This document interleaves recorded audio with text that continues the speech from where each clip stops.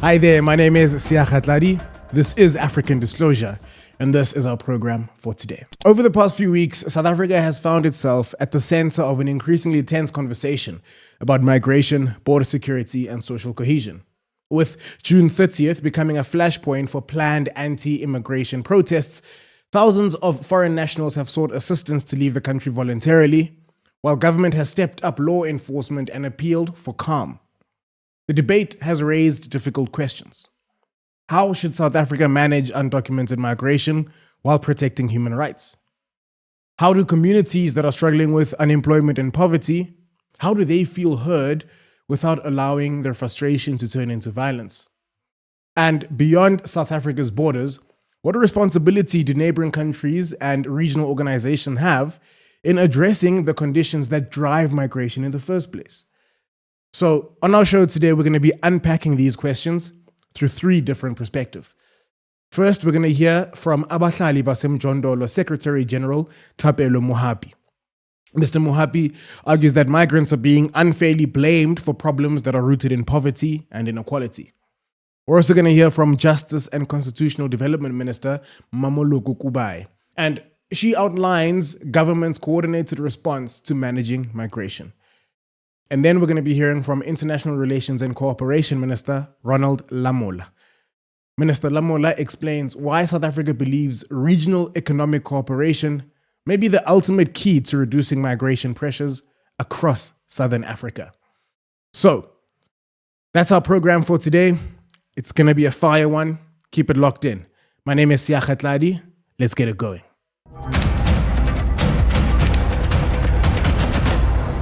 Welcome back. So, like I've already said, over the past several days, thousands of foreign nationals have gathered outside embassies, consulate, and temporary processing centers, hoping to secure transport back to their countries of origin. Many say that they fear becoming victims of violence following calls by anti-immigration groups like March and March. They have been calling for nationwide demonstrations, which are going to be taking place on the 30th. Now, other groups simply want certainty, right? For asylum seekers fleeing conflict, returning home is not always an option, right? Many have escaped wars, political instability, or economic collapse, and that leaves them between insecurity in South Africa and danger back home. At the same time, many South Africans continue to express somewhat legitimate frustrations, not even somewhat, completely legitimate frustrations over unemployment, pressures on public services, crime, and slow economic growth. I guess the real question there is whether they've identified the right cause, right? Government, on the other hand, has acknowledged these concerns while insisting that migration must be managed through lawful processes rather than vigilantism.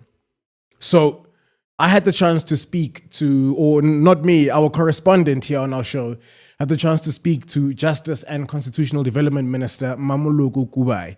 And she provided an update following the latest meeting of government's Interministerial Committee on Migration. So let's hear from our Minister Mamoloko Kubai.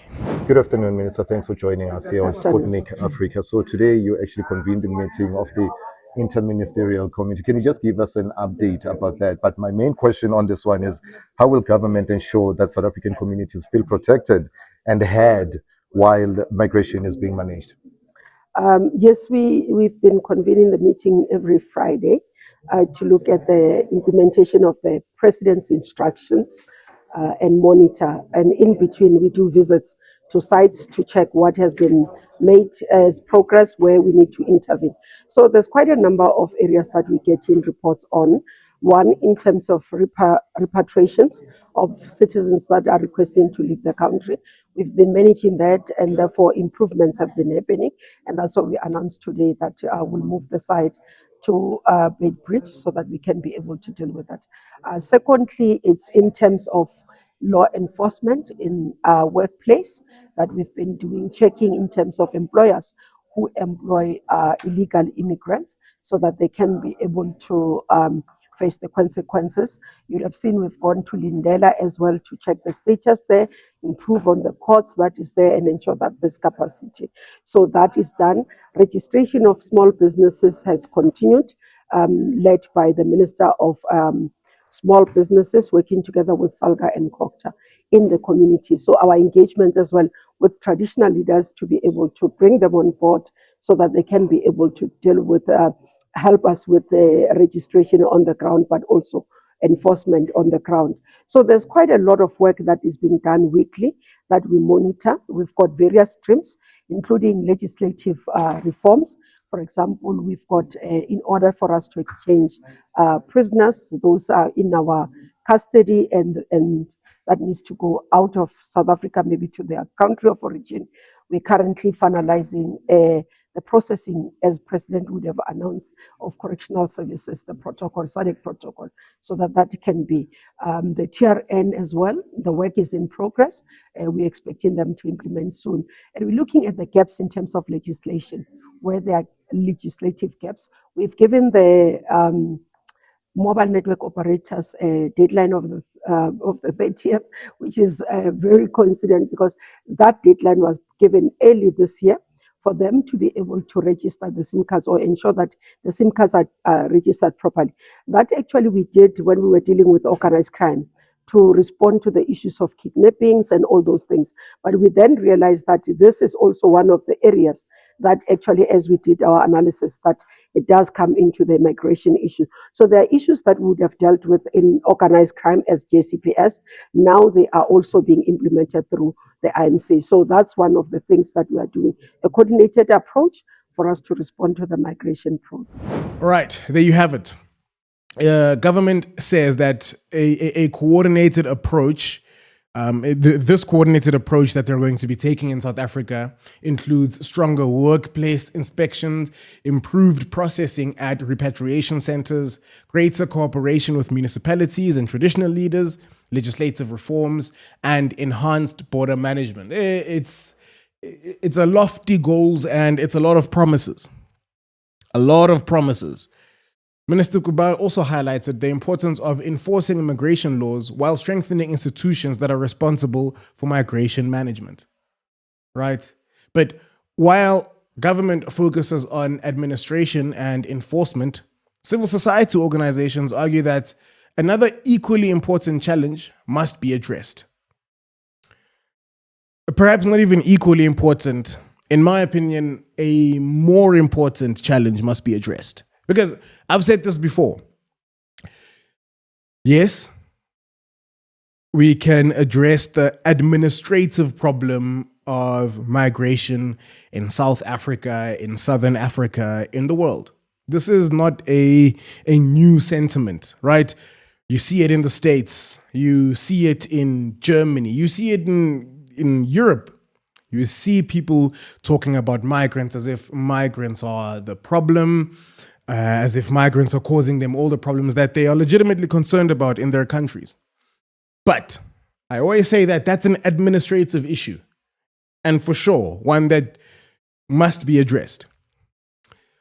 I just take issue with addressing it in the same breath as addressing a human rights violation, as addressing a violent crime.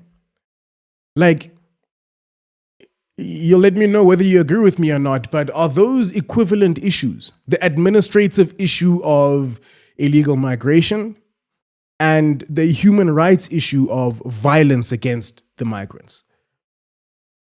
Do those sound like equivalent issues?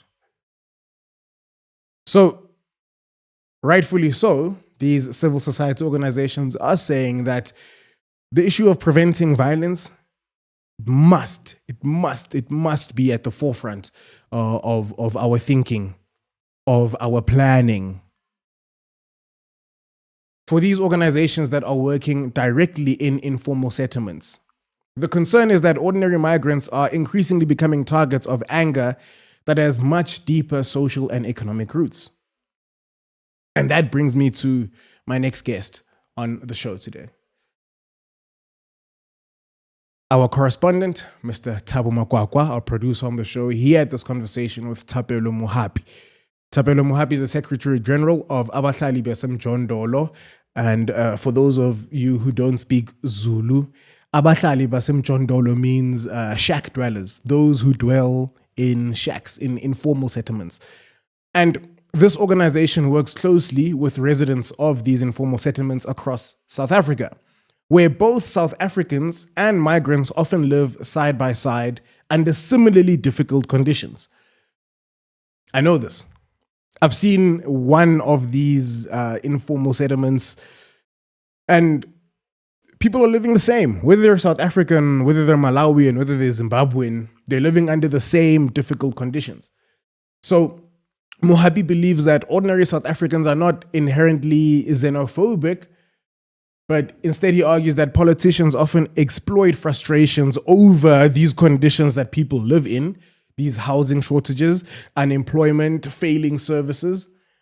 Politicians exploit these frustrations by encouraging communities to blame migrants.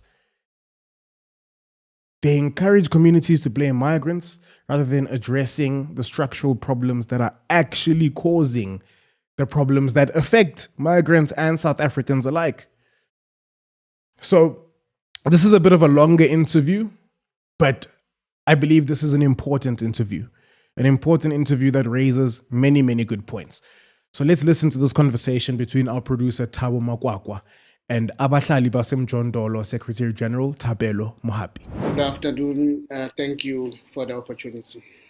Thank you very much. Now, I was actually impressed by the article that was published on IOL, in which you wrote, and of course, are appealing to people not to actually engage in violence, as you would have seen that there are issues with the illegal immigration in the country and planned protests that are said to happen this month.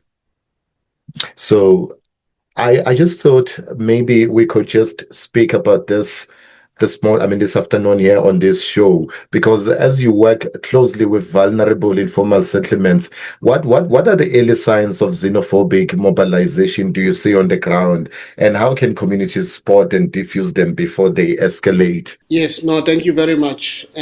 First and foremost, I want to highlight that South Africans in general are not xenophobic. South Africans are welcoming people who live side by side with our African brothers and sisters. It is when politicians come between us and say that the reason why they do not want to provide houses for South Africans is because they cannot also provide for migrants. And they don't want to create a commotion where people are going to fight, and therefore they don't provide all. And then people start fighting for that, and say maybe the reason why we do not have these houses is because of these people that are coming from outside of the country. Or sometimes they would say that if there's a sewage system in the informal settlement, they will say the reason why it's blocked is because it was created to accommodate a certain number of people. But because in the informal settlement we now have an excessive number, because you South Africans have allowed these people to move with you, that's why the system is no longer able to function properly. And then South Africans then realize that maybe the reason why we don't have services that are properly working, we must then therefore attack the migrants who are the cause of the system not working.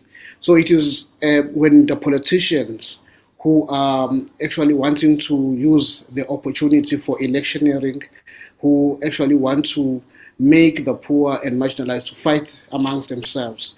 But when the poor are all together, they do not fight, they live by side each other, and they work together to better their lives. But when the politicians come in between them, that's when the whole commotion and the fighting starts. So those are the signs of xenophobia, where people are actually fighting for services, and always the vulnerable, like in this case, are the migrants who are coming from other countries. Yes, of course, we do not condone any people that are moving in our country illegally, but it is because of the borders that are there. But we are against any form of people being attacked, as we have seen. I mean, on the 3rd of June this year, a, a gentleman from Mozambique was burnt alive in Cato Manor in one of the townships nearby. So those are illegal or no illegal. The Yes. paper should not be a proof that somebody is a human being and should be treated with dignity.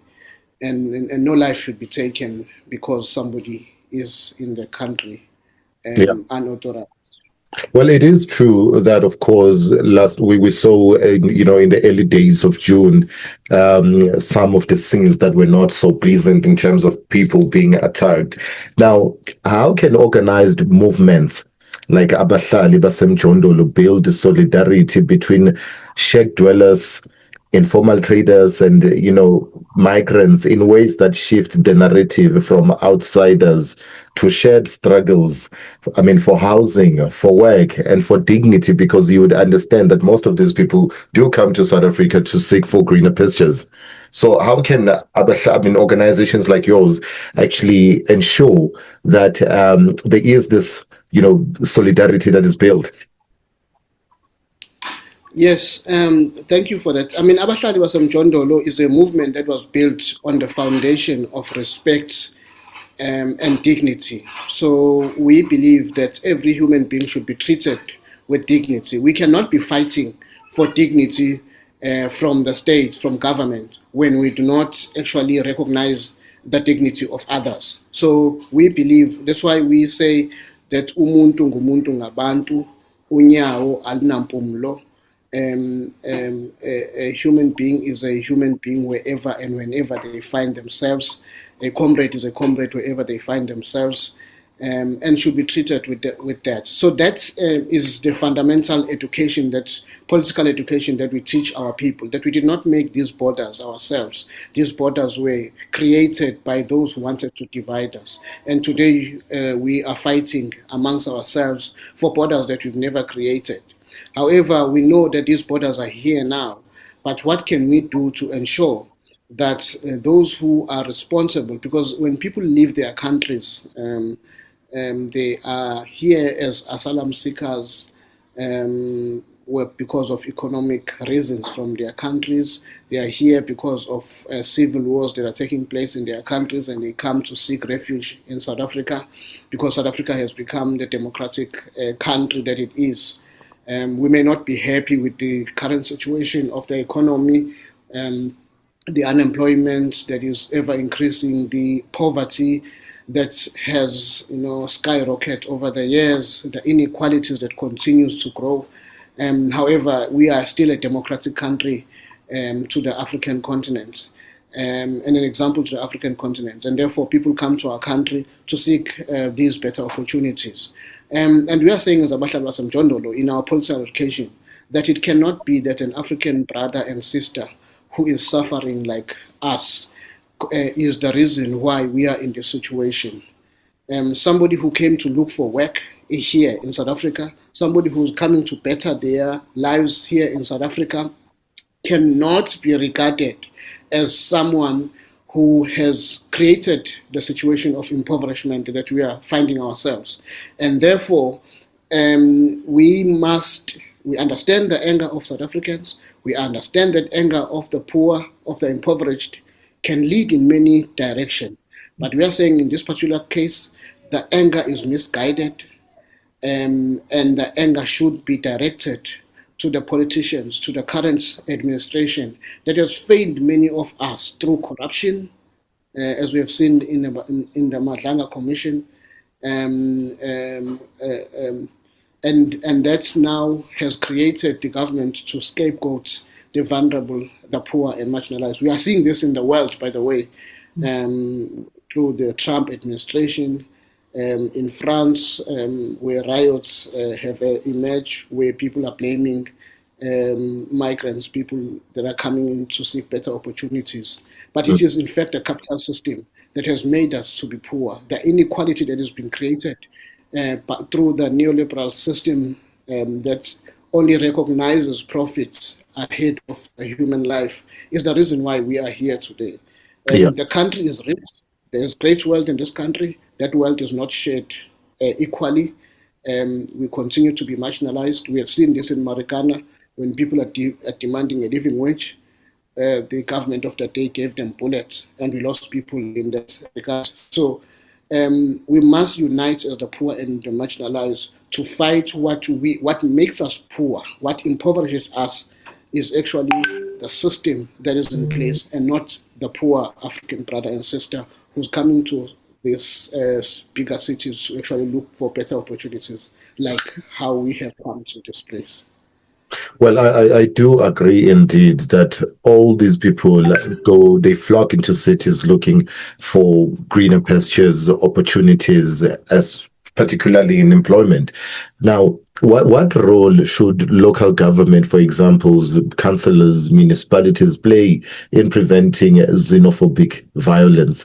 And how can activists, like you, hold them accountable when their rhetoric or inaction flames tension? I mean, we know that there are also organizations today that are pushing for violence against illegal immigration.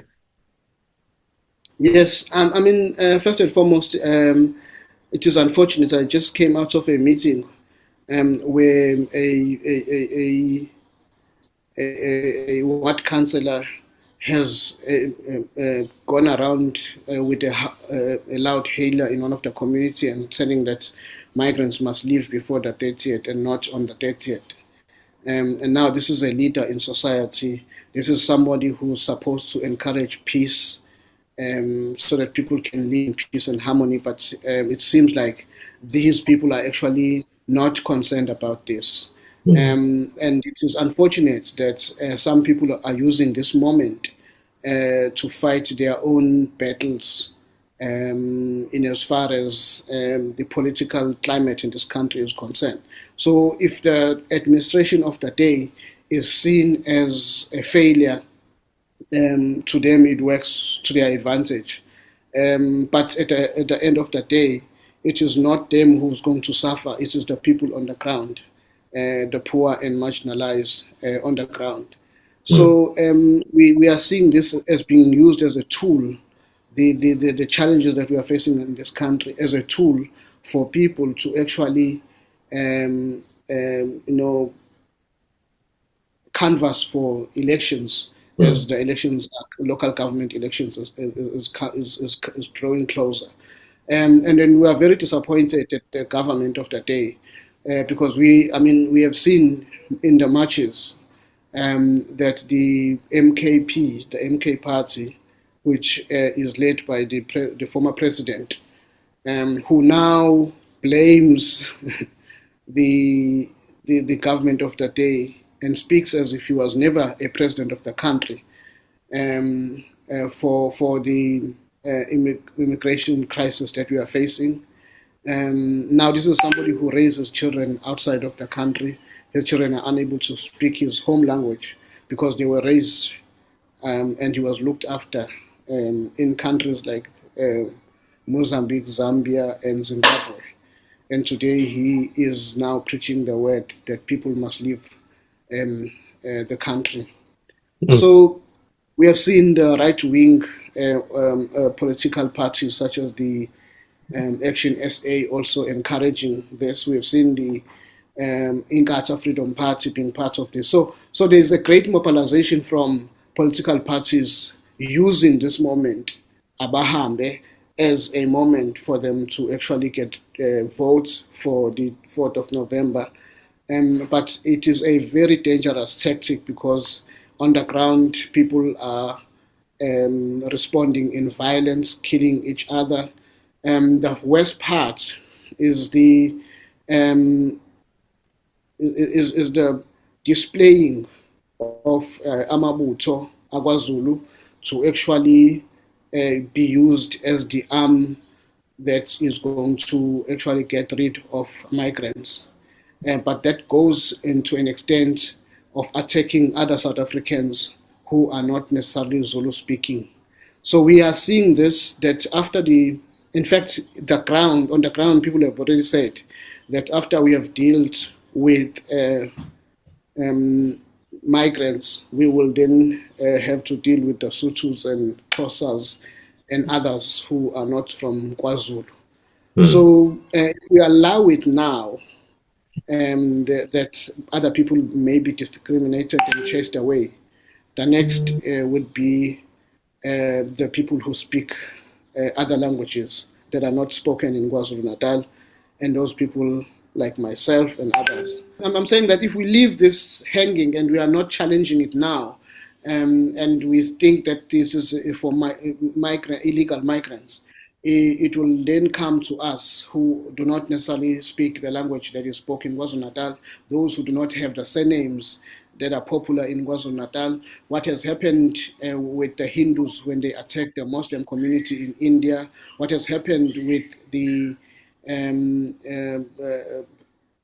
attacks in Kenya in the early 2000s, what has happened in Rwanda when other tribes were called cockroaches and stuff like that. If we allow it now, where people are displaying a certain tribe as being the most, superpower, as a tribe that is, in fact, the only human being that exists in the country, then we will have a problem when the migrants have left. The minority tribes will be targeted by this very tribe because we allow the situation to be what it is. So if we allow discrimination from an outside person, then when we are left alone, we will then discriminate each other in terms of ethnicity. Indeed. I remember something like that has happened previously, where even our local Tsonga people were being targeted and, of course, mistaken to be illegal immigrants in the country. Mr. Mohapi, the last question before you go, I mean, I know that you're a very busy person. So just making sure that we bring this to your broader continent, our African continent, what practical steps can national movements and the African Union maybe take to promote cross-border solidarity that supports migrants' rights while strengthening local communities' capacities for peaceful coexistence? Because you want to avoid a situation where you've got illegal immigrants in the communities and the locals are complaining about them. So what is it that we can do? What steps can at least national movements and African Union take to promote cross-border solidarity and to some extent at least promote the message against anti-African solidarity? Yes, I think first and foremost, SADC, at a level of SADC, I think we have a responsibility to be honest and open about the liberal movements or the liberal political parties that have brought about independence in the continent. They have become corrupt to an extent that they do no longer care about the people on the ground. Whether you speak about ZANU-PF, Frelimo, and others in this continent, have failed the people of the African continent, particularly in the SADC region. And that's why people are moving into South Africa, is because of the failure of the government. We have a monarchy in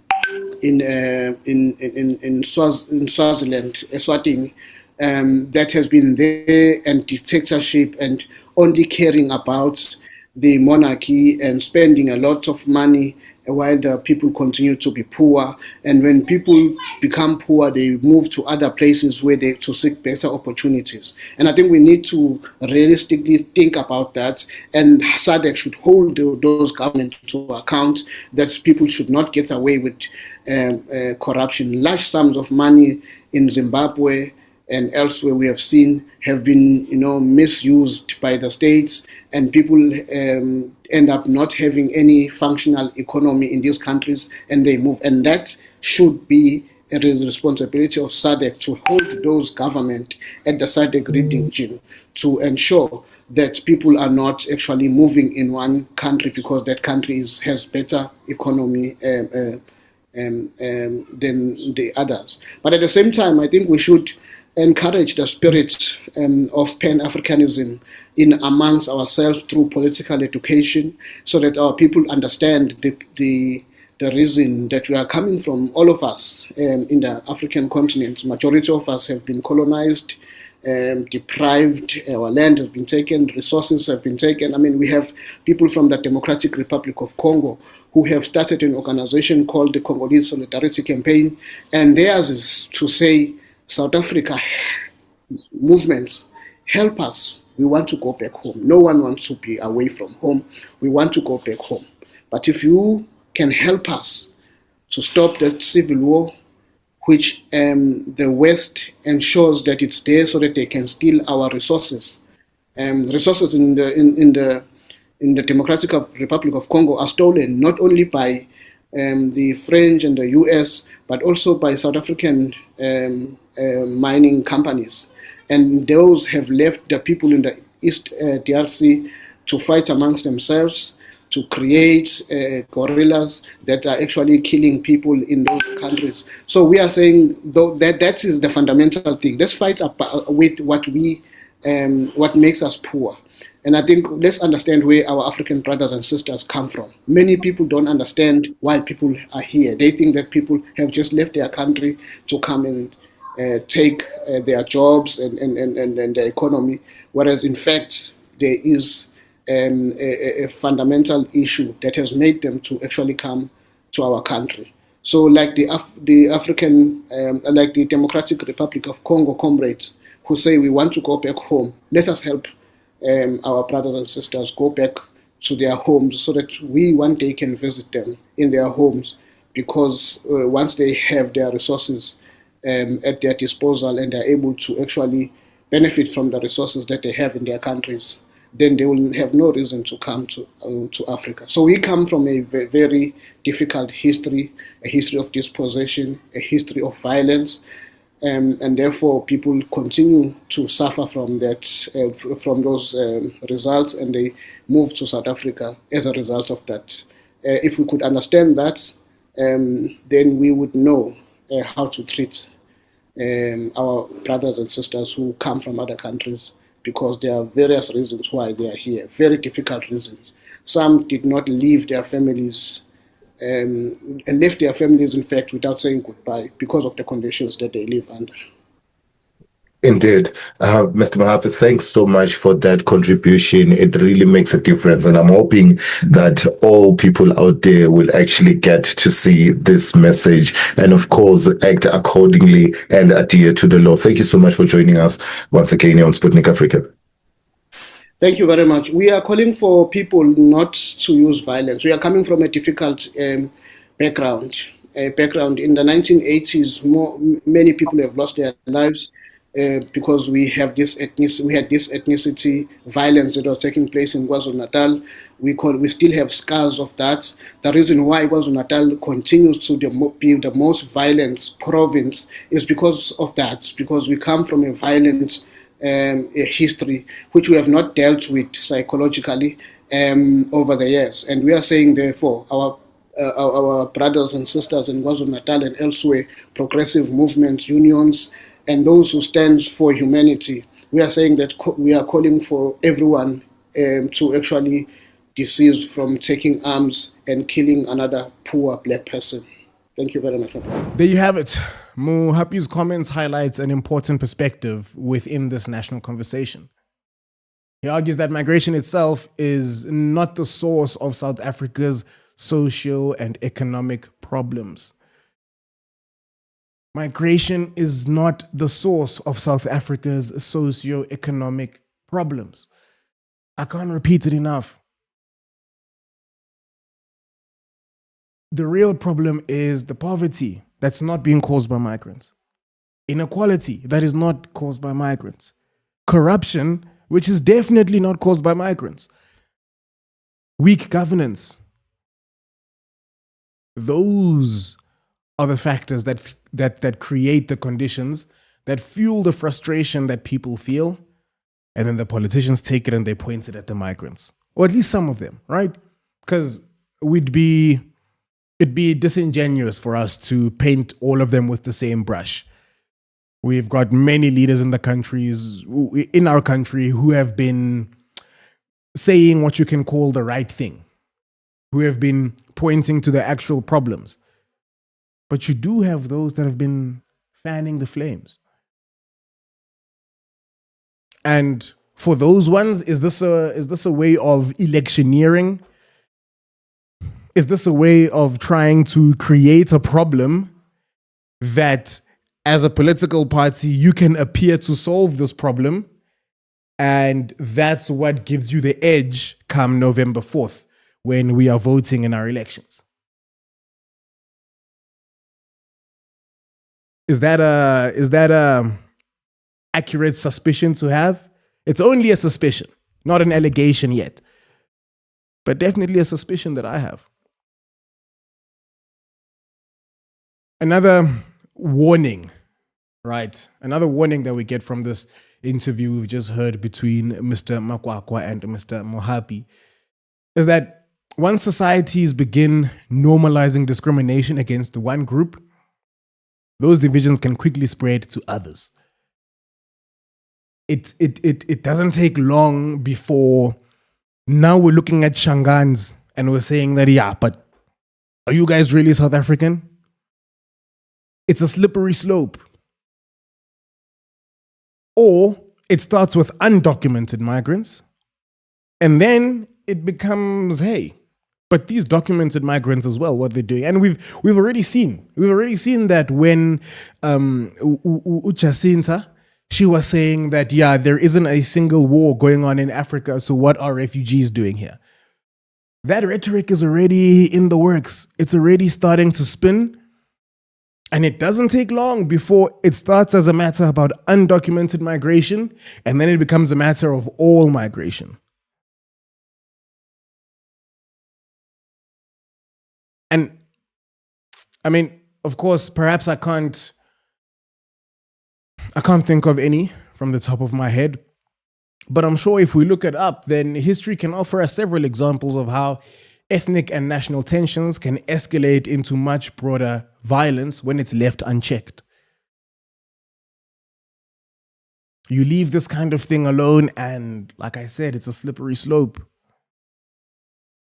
We end up building an ugly South Africa that we don't want to live in, and that at least I can't be proud of.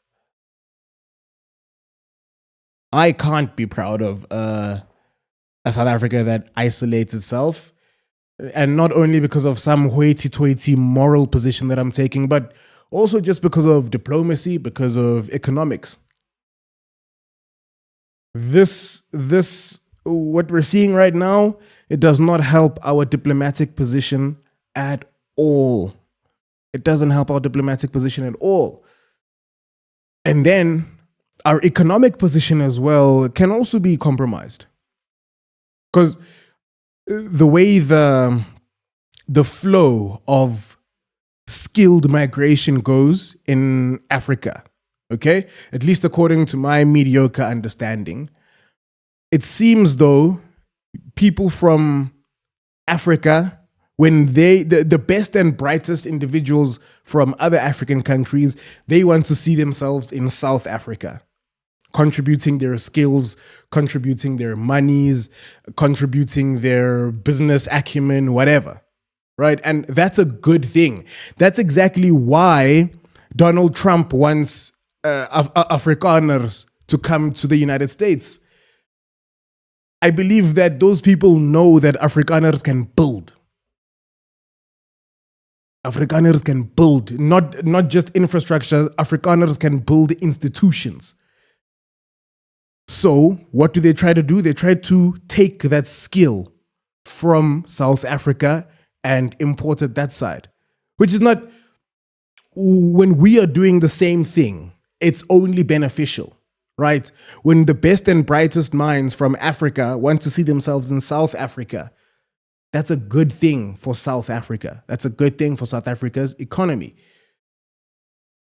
So when I'm saying I can't be proud of an isolationist South Africa, that's why. Not because, of some love of people, some hippie stuff. No, but literally, I'm just looking out for our economy and our diplomatic position. When we bring resolutions to the African Union, when we're trying to push things like the regional integration we've been talking about, when we try to push those things as South Africa, and we are victimizing the residents of other African countries when they're here, what do you think happens at the African Union? Our diplomatic position can be compromised. Now, this is not to say, and Mohapi acknowledges this in the interview we just listened to now, it's not to say that border management is a non-factor. It's not to say that, just bring them. Border management remains important. So the appeal is not an appeal against immigration laws themselves, but against allowing undocumented status to become justification for violence or the denial of human dignity, because it's not. It's not. It's not justification at all. So we've heard two perspectives, right? Government says stronger enforcement and coordinated migration management are essential, and civil society says human dignity and social cohesion have to remain at the center of any response. That's sort of the two conversations that we've heard already. But there's another dimension to this. And it's that migration doesn't begin at South Africa's borders. It often begins hundreds or even thousands of kilometers away, driven by conflict, unemployment, political instability, whatever people are fleeing when they're coming to South Africa. That's a lot of the time where the problem begins. And of course, we know, because we care about facts. If we listen to the show, we care about speaking the truth, is that most migration into South Africa comes from Southern Africa. So it's the SADC countries. And because we already are somewhat coordinated as a SADC body, I do think it falls on SADC as a regional body in a big way to address these problems where and when they begin, which is not at Beitbridge here in Limpopo. It doesn't start there.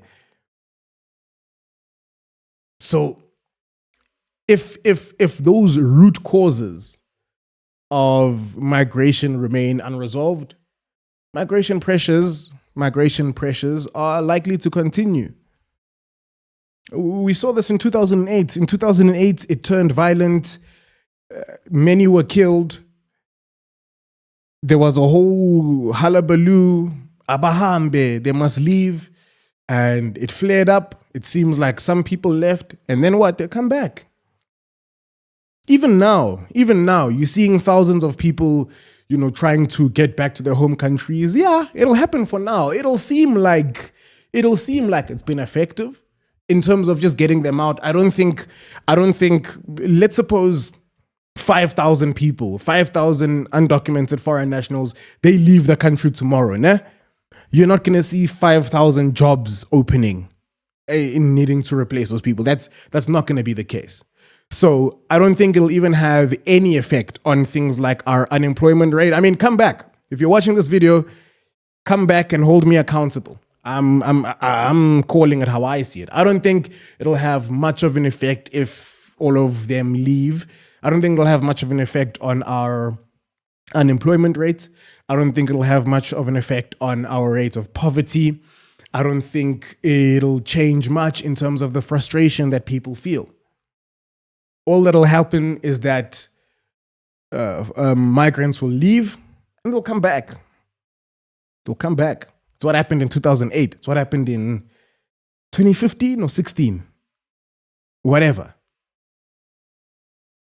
So, in solving the issue, we must address the root cause, and address it on the regional level. All together as the 16 countries that make up the Southern African Development Community, this is something that all of us need to deal with. And that broader regional perspective formed the basis of this next conversation we're going to listen to between, again, our producer Thabo Makwakwa and International Relations and Cooperation Minister Ronald Lamola. So we know that South Africa is currently the chair of SADC, and we're going to continue to be the chair next year as well. So we have got the onus, the responsibility is on South Africa to steer the direction in how we resolve this. So Minister Lamola was asked in this interview what diplomatic efforts are underway to strengthen regional cooperation on migration management. And here's what Minister Ronald Lamola has to say. Right. Good afternoon, Minister Ronald Lamola. This is Thabo Makwakwa, Sputnik Africa. Thanks for joining us. So this afternoon, the Interministerial Committee, of course, had a media briefing here in terms of, updating South Africans on what the government is doing in terms of controlling, of course, migration in the country. So my question to you is, what diplomatic efforts are underway within SADC to strengthen cross-border, cooperation and shared responsibility on migration management? South Africa is obviously the interim chair of SADC. Are there any efforts in ensuring that this cross-border management of immigration is controlled? Yeah, indeed, there is a standing committees of SADC responsible for the movement of people and goods, including a protocol that is supposed to manage this. But obviously, this is an ongoing engagement that needs us to continue to develop, particularly to respond to the issues of economic growth in the region through special economic zones that can be cross-border, including work in terms of infrastructure across our own region towards regional integration that will enable us to industrialize, to manufacture, as we work on the AFCTA, which is a key platform. So the response should be an economic response for economies to grow, for us to be able to create jobs where people are and where they live.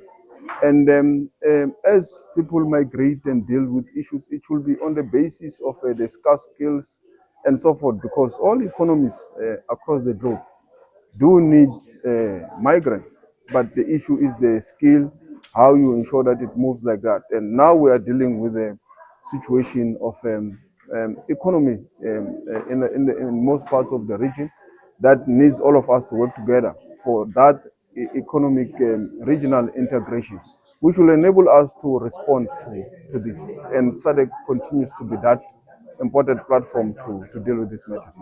Last matches, but Bafana did well against South Korea. Any message of encouragement to them as they are going to be facing Canada soon? The sky is the limit. They've done it against South Korea. There is no reason why they can't do it against Canada. I think they are now on an upward trajectory. They've learned from the mistakes of the first game. They know what works and what doesn't work. I wish them all the best, and the whole country is behind them. And there's also a number of African people who also support them, and people across the globe. They should not dwell on social media hate.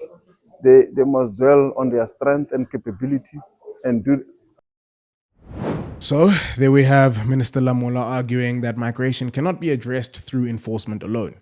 Instead, Southern African countries have to work together to create stronger regional economies that are capable of generating jobs closer to where people live.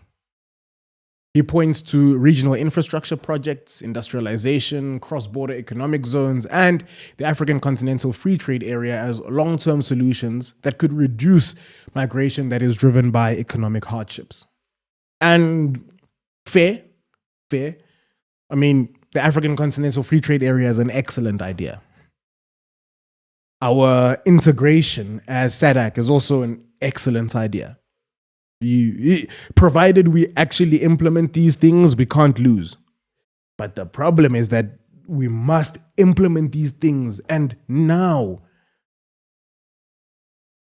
These things have been ideas for far too long and not actual projects. So the minister's comments reflect a broader principle that migration is ultimately a regional challenge that requires a regional response and a very strong economic response as well.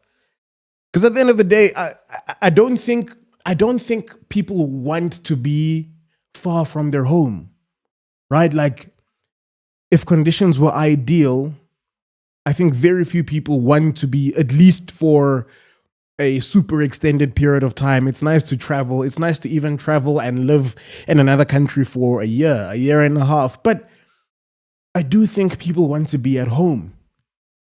So if they're able to find opportunities at home, I think it'll keep them there. But we need to work together to make sure that these opportunities exist for everyone in the Southern African development community. So that the opportunity is not only here to come to South Africa. Even though, like I said earlier, we still want, quite selfishly, we still want the best and brightest African minds to have ambitions of coming to South Africa. But if we mistreat them when they get here, that's not going to be the case. And then you must also understand that the best and brightest South African minds, where do they want to see themselves? They want to see themselves in the West. So we've got a lot of brain drain that'll be happening in that case, but we don't have much brain gain. And that will be a problem. That will be a problem. So maybe we can, bring everything together, right? Taken together. Today's interviews present three kind of complementary perspectives on one of Southern Africa's and South Africa's and Africa in general, one of our most complex policy debates. The first conversation focused on immediate governance. Government says migration must be lawful, coordinated, and effectively managed. No one disagrees. Yeah, that's a very easy thing to say. Much more difficult to do. And the onus is still on our leadership to do it. But I think we're on the same page there. Our longest conversation, focuses on communities. Civil society organizations like Abahlali Basemjondolo remind us that migration debates involve real people.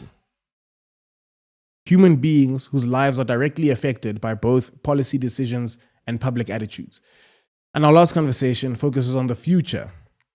Regional cooperation and economic development may ultimately determine whether migration pressures ease or continue to grow over the coming decade. But what becomes clear is that there's no single solution. There is no policy. There's no one policy that comes into effect and then we're good. Law enforcement has an important role. Human rights have an important role. Regional diplomacy, economic cooperation, all of these things are equally necessary. And I guess perhaps that's what makes this a difficult issue, right? Because it is difficult to zoom out and see it in that manner. It is difficult to zoom out and see how corruption is linked with migration, is linked with economic development, is linked with regional integration, is linked with border management. It is difficult to zoom out and see that. But you know what's very easy to see? It's that guy's fault. It's the migrant's fault. That's very easy to see. So how we balance these priorities will continue to shape South Africa's response in the months and the years ahead. So as the country navigates these difficult questions, many leaders continue to emphasize a common message. Is that disagreement over migration should never result in violence. Whether discussing border management, economic reform, or regional cooperation, every interview today ultimately returns to the same principle: protecting human life while working towards practical and sustainable solutions. And that brings us to the end of our program today. Thank you to everybody who we spoke to, including Minister Mamuluku Kubai, Minister Ronald Lamola, and Abahlali Basemjondolo Secretary General Tapelo Mohapi. Thank you for sharing your perspectives, and thank you as well for joining us. I have been Seakga Tladi, and for today, I'm out of here. Until next time, cheers.